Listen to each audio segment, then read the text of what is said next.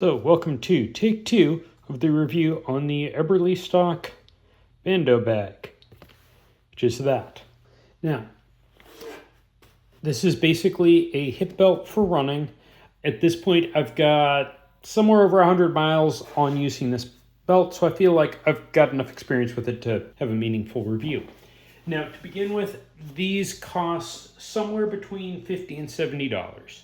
They come in 2 sizes, the regular size, which is what this is, and an extra large size, which is the $10 more. That's how you get 70. Currently, they're available in black, gray, coyote on the outside where the blue is, and then gray in the middle, green on the outside where the blue is, and then black in the middle, along with multicam on the outside and tan in the middle. I'm hoping Eberlestock brings back this. I went with the blue because I wanted a not so tactical color when I'm out running around the neighborhood or at an organized race. And this is really a good running pack. Oh, it's an okay running pack. And you could use it if you're out day hiking, something like that. So overall quality stitching is actually amazing. This is, let's zoom in a little. Like, if you look up close, there is no pulled threads or anything. I didn't even have to go over this with a lighter. Yes, I hate the logos on stuff, so I started seam ripping to remove that. I'll finish taking the logo off after the video. But overall build quality is really good, for the most part, for the stitching at least. All of these zipper pulls are things like that, where you've got a really nice, like, you got your zipper and then a cord coming off it, and one end of the cord to keep it really open has this, zoom in again. You get a rubber piece here. It's got a little bit of flex in it, but generally it keeps that open so you can just stick a finger in and easily grab that or grab it with your whole hand, something like that. Okay, zooming back out. So let's go through the pockets here. Right on the front, we have a very thin pocket. You could put a granola bar or something like that in, maybe some peanuts.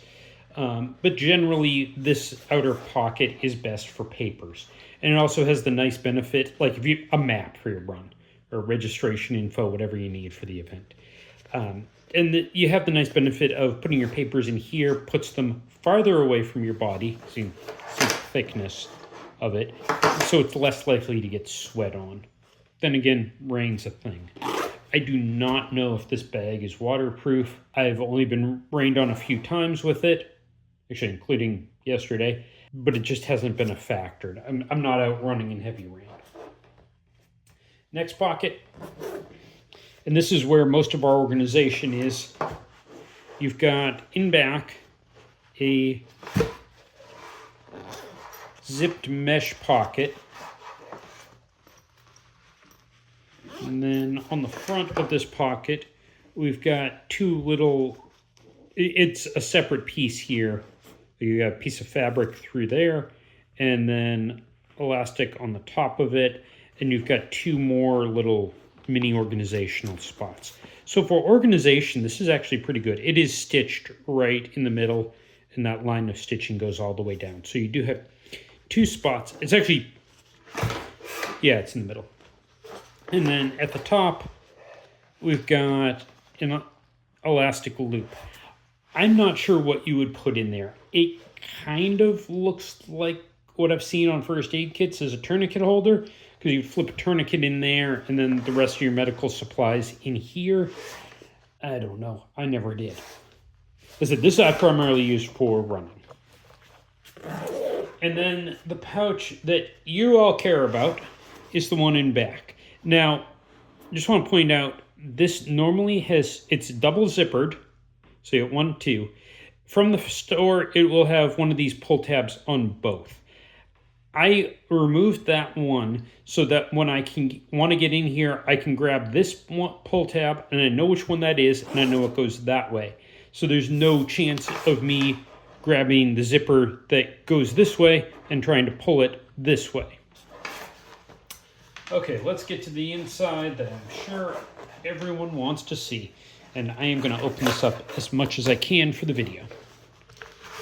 We have the gun pocket. Now, you've got Velcro loop on this entire back piece. This is not Velcro.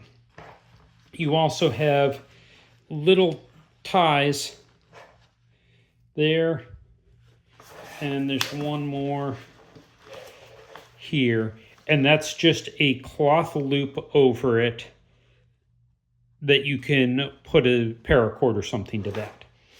And let's get this out of here. Whatever. And before somebody goes, oh no, you're using airsoft guns in your video, not real guns. Yes, you're right. I'm using airsoft guns in the video. Welcome to my channel. Anytime I have the option of using an airsoft gun, I use an airsoft gun just so I'm not dealing with actual loaded firearms. Extra layer of safety. Not all of my videos are airsoft guns. I don't have airsoft replicas of everything, but a lot is. So don't freak out about that. Continuing on, you got this hook piece here, and it comes with this silly little loop. This is the loop Velcro. You've got hook Velcro, move the camera, hook Velcro there, and then elastic on the front. So the idea is you can stick that there, and it potentially keeps your gun, grab the Glock 19 for example, from wiggling around too much in here. Now, and yes, this is an airsoft gun. The end just broke off. Don't freak out. Interestingly, we've got warning labels here and here. Oh, warning label here that says, bring it close to the camera. There. Warning, do not use with a loaded firearm, may result in accidental discharge, serious injury, or death. And then that just says it's made in Vietnam and whatever.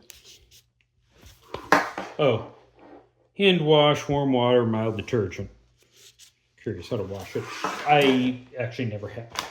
This little loop will sort of keep your firearm from shaking around if you have a relatively light firearm. What I found has worked really well is go on Amazon, get one of these little Kydex holsters that goes over your trigger guard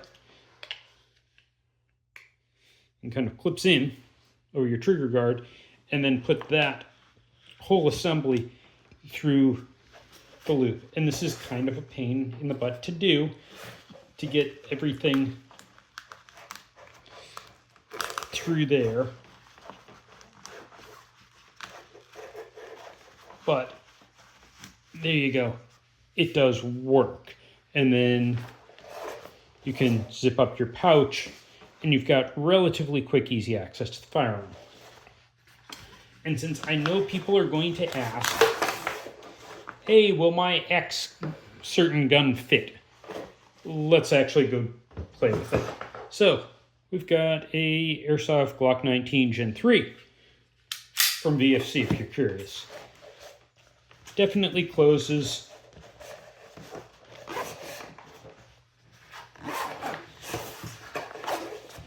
Zips just fine.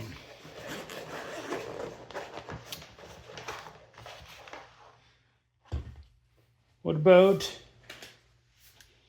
a M&P 9? This is a first gen compact. It's the same size as a second gen subcompact. Close the slide.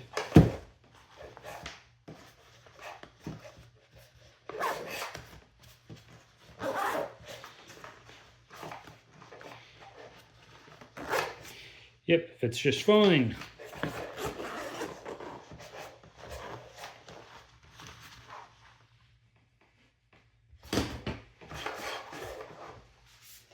Okay, so for the baby boomers and other people with old taste in firearms, kind of like me, Let's try a 1911.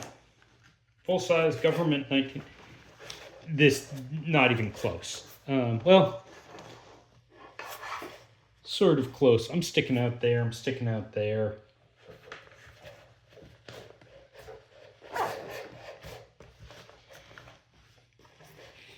Yeah, this just isn't going to zip because my sights are sticking out, and obviously the muzzle. Even if I didn't have an airsoft orange tip, it would be an issue.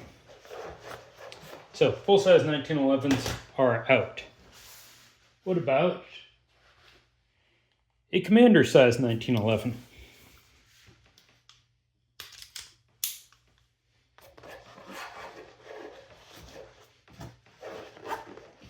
Oh, it is close. But, see that little camera down?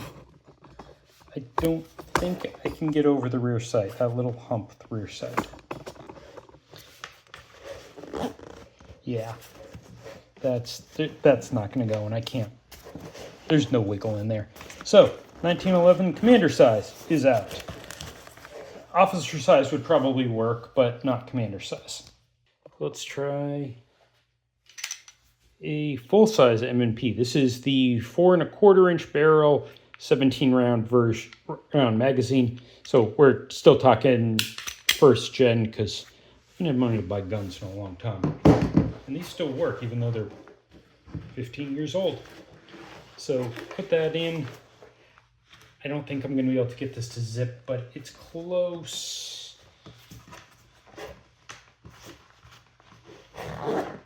Oh, it's so close. Rear sight. Looking there, that's why it's not close. It's just that rear sight. It's close. If you had the compact M&Ps, it would probably fit. If it doesn't fit, don't sue me, but like the 15 round grips instead of the 17 round grip would probably work just fine. Sort of. It would at least fit. Now, I want to point out something with this though, because everyone wants to have this big, huge gun. If you're going to be running with this, you don't want a big, huge gun. You want to go as light as you possibly can. I'm just going to put this back in. Something like a Glock 43 or a 43X or an M&P Shield or a Shield Plus or something like that is really the way to go. If you're running, you don't want a bunch of weight in here bouncing around. And I'll be honest, most of the time when I'm running, that gun is the only thing actually in this pack. I'll have my wallet and keys in my pocket. I have my shorts. But keeping the weight down is really the way to go. You can put more weight in here. I wouldn't recommend it. One negative thing I don't like about this bag, and two things. There's your three things. There's your back. This does not let sweat through at all. That is solid material. There's no mesh here. If you're doing long runs in hot weather, you're going to get sweaty. Especially in Texas, especially when it's raining. Trust me, done it, it's not fun. By long, I mean I've maxed out at about just over 3 miles. Not marathons will be worse. Okay, so anyways, the other problem, and this is what I think is kind of the big problem, is that buckle. And we'll zoom in a little so you can actually see what I'm talking about. This buckle, camera straight, somewhat straight. What I've found is it's never pulled out on me, but if you've got force coming from the side, it will actually slip a little. Not sure I can... Oh, come on, it's not going to do it on camera.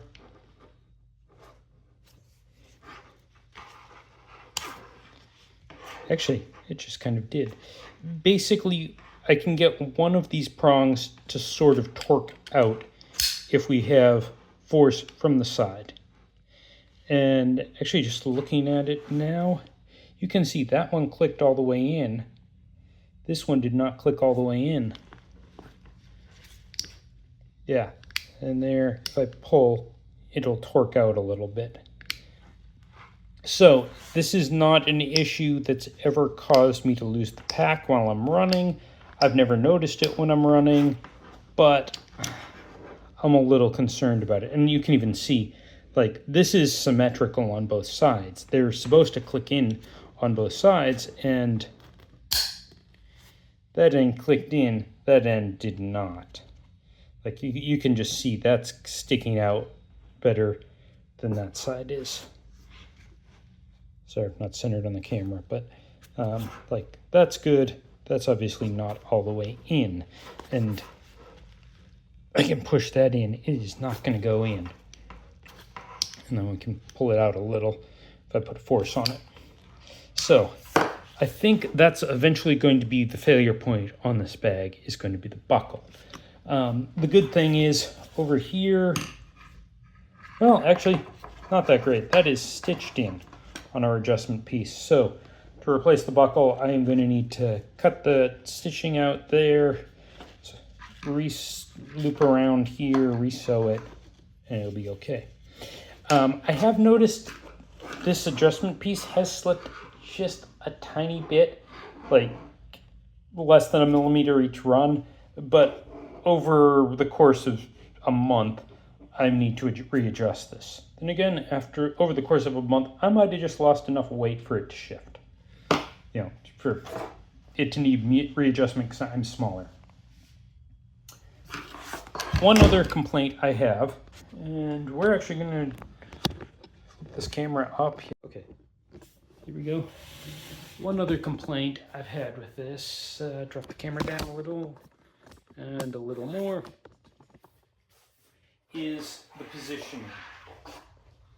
And obviously I'm not wearing running gear, so this is a little tight. Basically it needs to be dead center at 12 o'clock. And obviously if you're not wearing running gear, even if you are wearing running gear, you still look like a European tourist. You know, wear your sandals with your socks when you're wearing this. Does stick out a little, but not bad. My gut sticks out almost as much as the bag does, so we're good.